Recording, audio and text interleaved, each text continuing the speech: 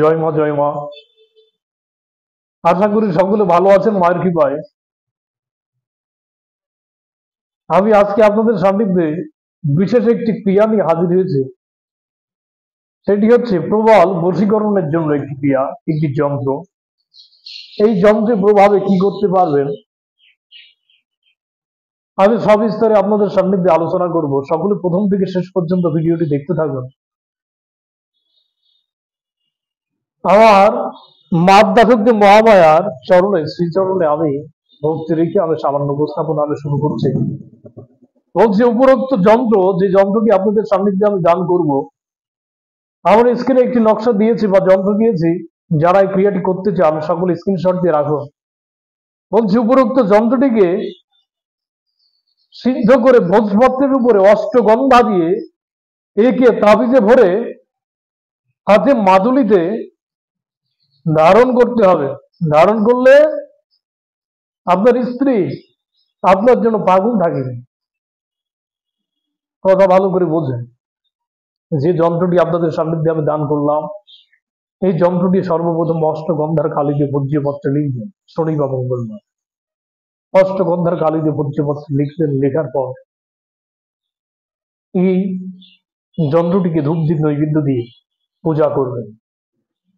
পূজা অর্চনা করে একটি রূপার একটি তাবিজ তৈরি করবেন। তাবিজ করে ওই তাবিজটি নিজের হাতের ডান হাতে ধারণ করবেন।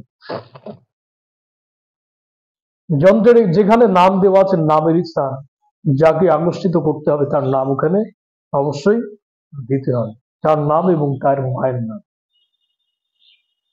এটা বিশেষত স্ত্রীর উপরে কাজ করলে বেশি প্রভাবিত হয় এবং কাজ হয়। আপনার স্ত্রী যদি আপনার অবাধ্য হয়, আপনার সাথে সুসম্পর্ক নাই, সবসময় ঝামেলা ঝঞ্ঝাট লেগেই থাকে, আপনার স্ত্রীকে বাধ্য করার জন্য এই ক্রিয়াটি করতে পারেন। খুবই প্রভাবশালী একটি যন্ত্র। বহু পুরাতন একটি গ্রন্থ থেকে এটা সংগ্রহ করা। বইটি দেখে বুঝতে পারছেন কতটা পুরাতন বই, ছাল বেগলা নাই, অনেক পুরাতন বই।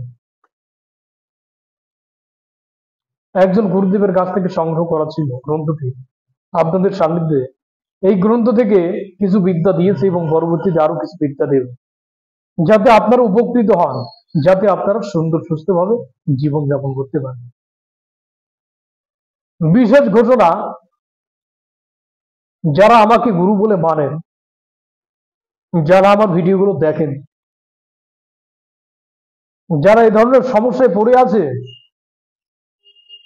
তাদের বিনামূল্যে চিকিৎসা করুন। আমার এটা আবেদন। সবাইকে আমি বলবো না, যারা আমাকে গুরু বলে মানেন অন্তত তাদের জন্য, তাদের উদ্দেশ্য করে বলছি। যে সমস্ত বিদ্যা আমি আমার চ্যানেলে দিয়েছি, এগুলো দিয়ে মানুষের উপকার করুন বিনামূল্যে।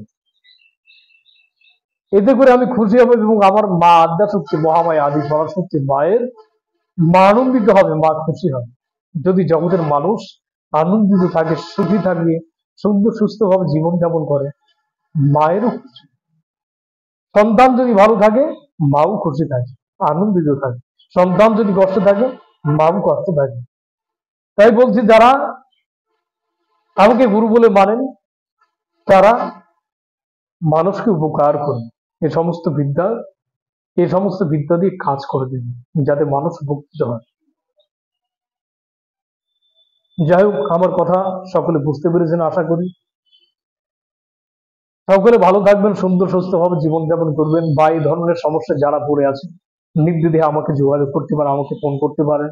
যে কোনো দেশ থেকে আমাকে ফোন করতে পারেন। যে কোনো সমস্যার জন্য আমাকে দেখাতে পারেন, আমাকে দিয়ে কাজ করাতে পারেন বা আমার সান্নিধ্যে আসতে পারেন। জয় মা, জয় মা, জগতের কল্যাণ সাধন করো মা। জয় মা।